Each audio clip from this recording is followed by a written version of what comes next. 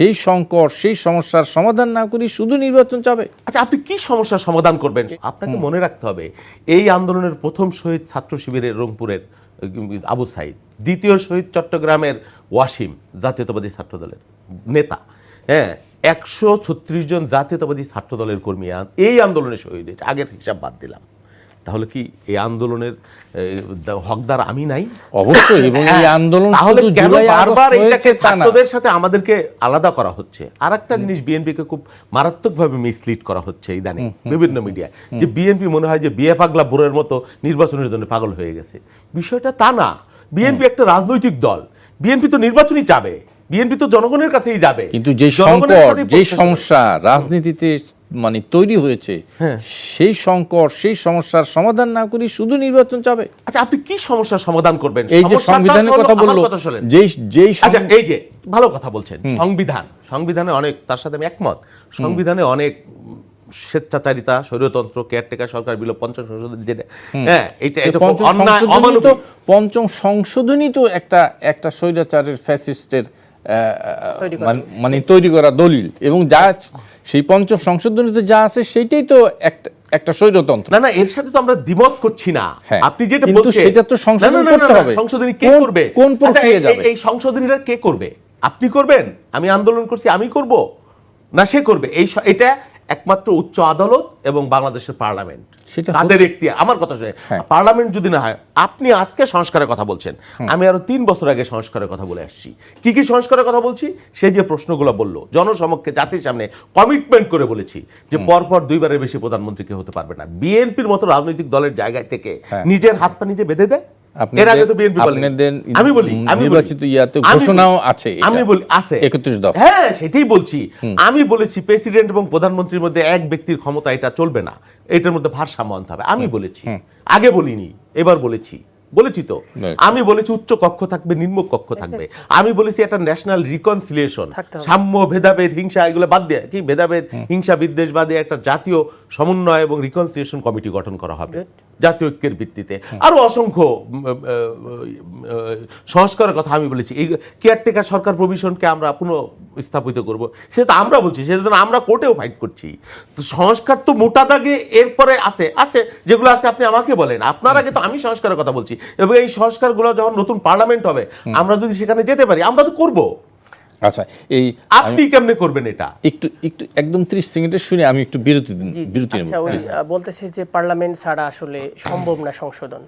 যদি পার্লামেন্ট ছাড়া, পার্লামেন্টের ইলেকশন না হয়েও যদি এই গভর্নমেন্টকে সরানো যায় আন্দোলন করে, মানুষের চাহিদা অনুযায়ী, এখনো তো সম্ভব গণপরিষদ করে, ঠিক আছে, সব দলের অংশ, যে কাউন্সিলের কথা বললো ভাইয়া, সেই কাউন্সিলটা হোক না, হয়ে না সব দলের ঐক্যমতের ভিত্তিতে আমরা চাইলে অ্যাপ্রুভ করতে পারি, জনগণ এটাকে দেবে, প্রয়োজনে গণভোট হতে পারে। কারণ যে জিনিসটা, মানে তারাও তো তাই বলছে। হ্যাঁ, ওনারা বলতেছে যে পার্লামেন্ট ছাড়া এই জিনিসটা সংশোধন করার দরকার নাই। তার মানে ওনারা আসবেন অথবা অন্য ক্ষমতা আসবেন, তারপরে সংশোধন হবে। কিন্তু জিনিসটা তো তার নির্বাচন ফাংশনটাতে ঠিক থাকতেছিল না। আপনি আলোচনার শুরুতে একটি কথা বলেছিলেন, আমি আবার ওই রেসটা ধরে বলতে চাই যে এই সরকারের আমরা দেখছি যে বিভিন্ন ক্ষেত্রে এখন কিছুটা অরাজক একটা অবস্থা হচ্ছে। আজকেও যেরকম আমাদের আজকের স্বাস্থ্য উপদেষ্টা গিয়েছিলেন এই পঙ্গু হাসপাতালে রোগী দেখতে, জুলাই আগস্টের গণঅভ্যুত্থানে আহতদের দেখতে। দোতলায় যাননি, শুধু নিচতলা থেকে ফিরে এসছেন এই অভিযোগে ছাত্ররা বিক্ষোভ করেছে, রাস্তা অবরোধ করে রেখেছে ঘন্টার পর ঘন্টা। কেন এই যে এক ধরনের অস্থিরতা অনেক দেখতে পাচ্ছি, বিভিন্ন দল, বিভিন্ন গোষ্ঠী, গার্মেন্টস শ্রমিক রাস্তায় নেমে যাচ্ছে। প্রশ্ন ওইটাই, আপনি তো রাজনীতি করে আসেননি, জনগণকে ডিল করেননি, জনগণের কাছে আপনার কমিটমেন্ট কতটুকু আছে সেটা নিয়েও প্রশ্ন আছে। আমরা আপনাদেরকে রেখেছিলাম যে আপনারা একটা সংস্কার করে জনগণের কাছেই ফিরেই দিবেন। দেখছেন, এই যে গভর্নমেন্টটা 3 মাস হয়ে গেল, তার যে প্রায়োরিটি ছিল এই যারা আন্দোলন করে আহত হইল, নিহত হইল, তাদের সঙ্গতি করা, তাদের ব্যবস্থা করা, এখন পর্যন্ত আপনি সেটা করেননি, করছেন না।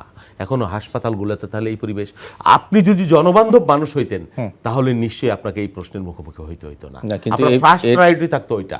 এর মুদ্রার উল্টা পিঠে তো আছে।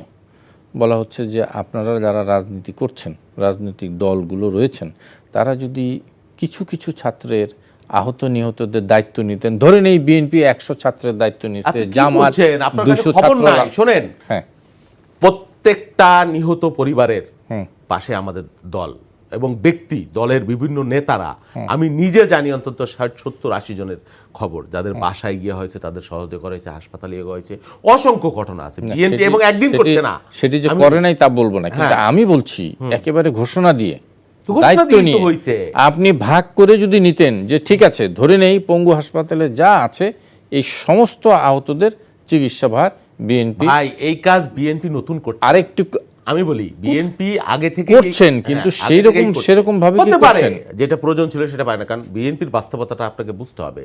একটা হলো রাষ্ট্রযন্ত্র, রাষ্ট্রশক্তি, সে যেটা পারবে, তার কাছে যে এলিমেন্ট, উইংস বা সরঞ্জাম আছে, বিএনপির কাছে সেটা নাই। বিএনপি একটা নিঃস্ব রাজনৈতিক দল, অর্থনৈতিকভাবে, রাজনৈতিকভাবে দীর্ঘদিন এই কাজ বিএনপি এখন তো এই সরকার করছে এই আন্দোলনে। এই কাজ বিএনপি অনেক আগে, অনেক অসহায় গুম পরিবারকে নিয়ে আমি কাজ করেছি, আমি জানি এদের যন্ত্রণা কি, এদের অসুবিধা কি। ব্যক্তিগতভাবে, দলীয়ভাবে মানে বিএনপি মানে করে বিএনপিও নিঃস্ব হয়ে গেছে। আপনি সেটা কল্পনা করতে পারবেন না যে কি পরিমাণ ডোনেশন, কি পরিমাণ নেতাকর্মীদের পকেট থেকে, শুভাকাঙ্ক্ষীদের নিয়ে, দলের পক্ষ থেকে নিয়ে এগুলো করা হচ্ছে। বিএনপি এগুলো করতে করতে ক্লান্ত হয়ে গেছে। এটা বিএনপির যে বাস্তবতা। আর বিএনপি বলা হচ্ছে সংস্কার বা এইটা সেটা। শুনে একটা কথা বলি, বিএনপি এই যে সংস্কারের কথা আগে বললাম, প্রাতিষ্ঠানিক সংস্কার, সেগুলো বাদ দেন। এজ এ পলিটিক্যাল পার্টি আপনি ঢাকা শহর দেখেন, ব্যানার ফেস্টুন খুঁজে পান কিনা? বিএনপি দলীয়ভাবে সিদ্ধান্ত নিয়ে বন্ধ করেছে। তারেক রহমান ভারপ্রাপ্ত চেয়ারম্যান, 20 তারিখে তার জন্মদিন, দলের পক্ষ থেকে ঘোষণা দিয়ে যে জন্মদিনে কোনো উৎসব, আড়ম্বর, কোনো কর্মসূচি পালন করা হবে না, হ্যাঁ, এবং করলে শাস্তিযোগ্য অপরাধ বলে গণ্য হবে। তার আগে মোটরসাইকেলের শোডাউন, হুন্ডা গুন্ডা হুলুস্থুল গ্রামে বন্ধ করা হয়েছে। দলের সবচাইতে পোর খাওয়া মানুষ, যে ইভেন আমি, আমার মতো মানুষ যারা, হ্যাঁ, 138টা মামলা আক্রান্ত হয়েছি, রক্ত ঝরেছে, জেল কেটেছি, হ্যাঁ, আমার মতো মানুষও একটা অভিযোগের ভিত্তিতে রেহাই পায় নাই। আপনি জানেন, সব কিছু মানুষও জানে, হ্যাঁ। তো এই বিএনপিকে বেগম খালেদা জিয়ার মামলা তোলা হয়েছিল, প্রেসিডেন্ট মাফ করে কি বলেছে, দরখাস্ত করে, তিনি বলেছেন না, আমি আইনগতভাবে ফেস করব। তো এই বিএনপিকে আপনি কি সংস্কার করবেন? বিএনপি নিজেই তো সংস্কারের মধ্যে আছে, এবং আপনি নতুন বিএনপিকে দেখছেন, আরো দেখবেন ইনশাল্লাহ, এবং এই তারেক রহমানের নেতৃত্বে। সেই জন্যে সংস্কার আপনি চাপিয়ে দিয়ে করতে পারবেন না। সংস্কার যদি একটা রাজনৈতিক না হয়, আমি আমার মনোজগৎ যদি এত কিছুর পরেও যদি শিক্ষা না হয়, আমার এই 5ই আগস্টের পরেও যদি আমার শিক্ষা না হয়, তাহলে আমি জানি যে আমার ভবিষ্যৎ অন্ধকার। চমৎকার বলেছে শহীদুল ইসলাম বাবু। আতিক, আচ্ছা, অসংখ্য ধন্যবাদ। ওনারা বলতেছেন যে ওনারা সংস্কার বা নিজেরা চেঞ্জ হওয়ার পরিবর্তন হচ্ছে, এটা ধন্যবাদ, যে এটা জেনজির একটা ফোর্স, সবার জনগণের চাহিদা। ভাইয়ের সাথে একটু দ্বিমত করে বলি, আমি আসলে আজকেও নগর ভবনে গিয়েছিলাম, এর আগে আরেকদিন গিয়েছিলাম। এর আগে যখন গিয়েছিলাম, আমি আমাদের জনাব সাদেক হোসেন খোকা, আল্লাহ তাকে রহম করুক, পুরো ফুল, মানে আপনি যদি এখনো গিয়ে দেখেন, পুরো ফুল যত ছবি, পোস্টার, ব্যানার শুধু ওনার আছে এখানে।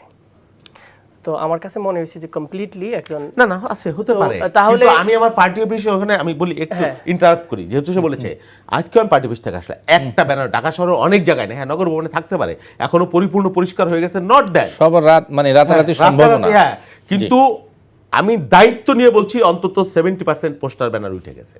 এবং আরো আমরা তো এটাকে স্বাগত জানাবো, যে অবশ্যই নতুন রাজনীতিটাকে ভালো বলে, অবশ্যই আমরা এটা তো স্বাগত জানাচ্ছি। এবং তারেক রহমানের কিছু স্টেটমেন্ট দেখতেছি যে চমৎকার, যেটা আসলে বাংলাদেশের জন্য জরুরি দরকার ছিল। এবং আমাদের মনে হয় মানুষের ভাষা অনুযায়ী যেটা, সেই ভাষায় কথা বলা উচিত, যে মানুষ আসলে কি চাচ্ছে এখন। এই 5ই আগস্টের আগে ফেসিস্ট ক্যারেক্টার চাচ্ছে না, নতুন একটা বাংলাদেশ আছে, যে বাংলাদেশে মানুষের নিরাপত্তা থাকবে, মানুষ সুন্দর করে কথা বলতে পারবে, যেখানে মানুষের অধিকার থাকবে, সম্মান থাকবে। আপনি পলিটিক্যালি ডিফারেন্ট ওপিনিয়ন থাকতেই পারে, কিন্তু আমাদের ভিতরে সম্মান।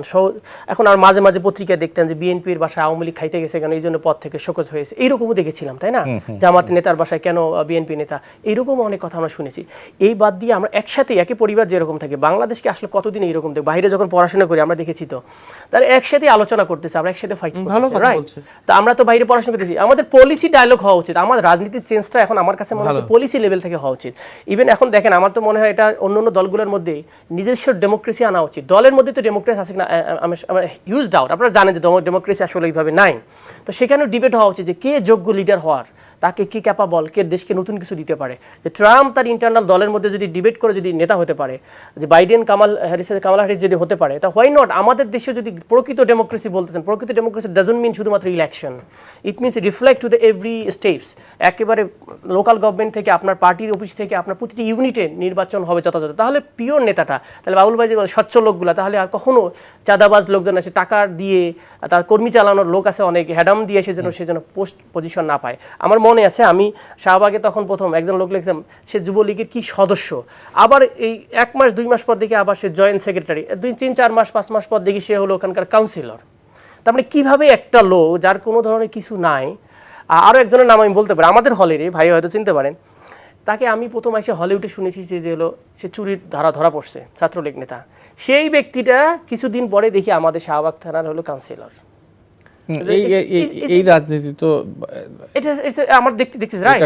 নতুন একটা বাংলাদেশ, ছাত্ররা আসলে কি, ছাত্ররা রক্ত দিছে, সবাই মিলে জনতার রক্ত দিছে। ভাই যেটা বলতেছিল আইসোলেট করে যে প্রথম শহীদটা শিবিরে, দ্বিতীয় শহীদটা ছাত্র দল, আমার মনে হয় এইভাবে আমরা না দেখি, রাষ্ট্রের পক্ষ থেকে দেখি যে এই ফ্যাসিস্ট গভর্নমেন্ট হটানোর জন্য সর্বশ্রেণীর মানুষের যে অংশ ছিল, সর্বশ্রেণীর মানুষ এই জায়গাটাই গুরুত্বপূর্ণ। একটা জিনিস না, এটাকে এমন ভাবে বলা হচ্ছে ছাত্ররা মনে হয় বিচ্ছিন্ন অংশ, তারা এই বিপ্লবের নেতৃত্ব দিয়েছে, আর কারো ভূমিকা না। অবশ্যই লিডারশিপের জায়গাটা ছাত্রদেরকে অ্যাকনলেজ করতে হবে, রাইট। কারণ নেতৃত্বে আন্দোলন হয়, ডাকটা তো ছাত্ররাই দিয়েছে, ছাত্ররা দিয়েছে বলে নিউট্রাল জায়গা থেকে মানুষ আগ্রহ দেখাইছে, রাইট। এটা যদি এরকম হতো অনেক, কারণ আমরা আপনার অনেক আগে ইলেকশন দেখছি, তাই না, যে আপনার যে এই যেটা ইলেকশন বয়কট করা হয়েছিল, সেখানেও দেখেছি যে মানুষ কিন্তু বিএনপির আন্দোলনের সাথে সাড়া দিয়েছে, কিন্তু ওইভাবে নামে আসে নাই। কারণটা কি, মনে করছে যে একটা পার্টিগত তারা চিন্তা করতেছে।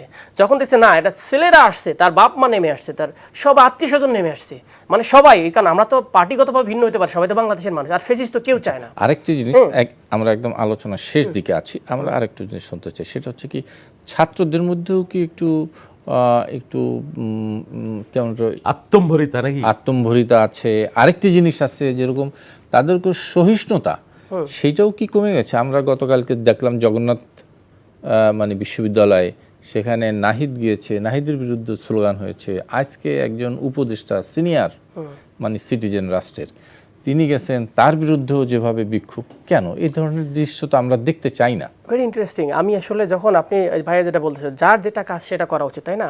যখন একটা ছেলে এত প্রেশারে, যখন আপনি ছাত্র আন্দোলন করেছেন, প্রতিনিয়ত ফোন, আমার কাছে অনেক ফোন আসে, একটা মানুষ স্বাভাবিক ঘুমাইতে পারে না, একটা মানুষ টানা স্বাভাবিক ঘুমাইতে না পারে, তার রাগটা একটু খিটখিটে হয়। ঢাকা শহরে কিন্তু আবহাওয়াটা এরকম।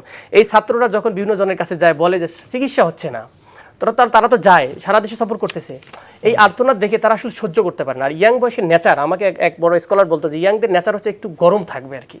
তো এই গরমের প্রভাবটা অনেক সময় ব্যালেন্স করতে পারে না, বেশি হয়ে গেল একটু, অনেক সময় দেখা গেছে যে বেশি হয়ে যায়। আমার কাছে আমি মনে হয় এটাও আমাদের দায়িত্বশীল আচরণ করা উচিত, যে ভাইরা একটু হট হয়ে যাচ্ছেন, কারণ আমরা যেহেতু জাতি প্রত্যাশা করে যে আপনারা যেহেতু এই কাজটা করেছেন, সংবেদনশীল আচরণ করে সুন্দর করে জাতিকে দেখানো যে আমরা যেহেতু এই কাজটা, এই জায়গাটা আমাদের মনে হয় এইভাবে করা উচিত। একদম শেষ দিকে আছে।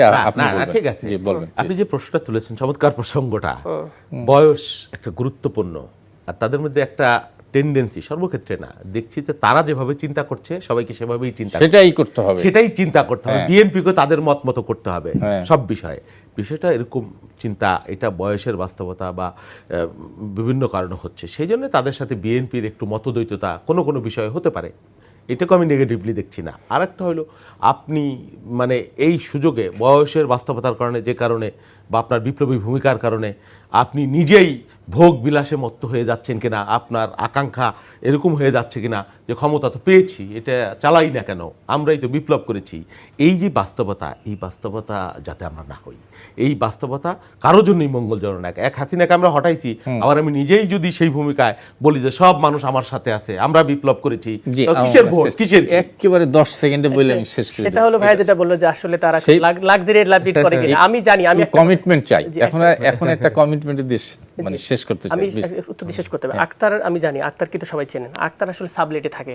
ভোগ বিলাসের কথা বাদই দিলাম, একজনের কথা বলে দিলাম, বাকিদের কথা আমি না বলি, তারা স্যান্ডেল পরে আসে এখনো। আক্তারকে তো আমি চিনি, আক্তারের কথা বলছি না, আমি বলি আন্দোলনে যাদের নাম বলতেছেন, এটা আসলে বাস্তবতা ভেরিফাই করা উচিত। এই ছেলেগুলো এখনো খাইতে পারে না, আজকে অনেকে টাকা চাইছে, ভাই চলতে পারি না। সুতরাং এটার কথা আসলে এরকম না তারা হেরম্বর হয়ে গেছে, বরং তারা আসলে চাচ্ছে একটা সুন্দর বাংলাদেশ।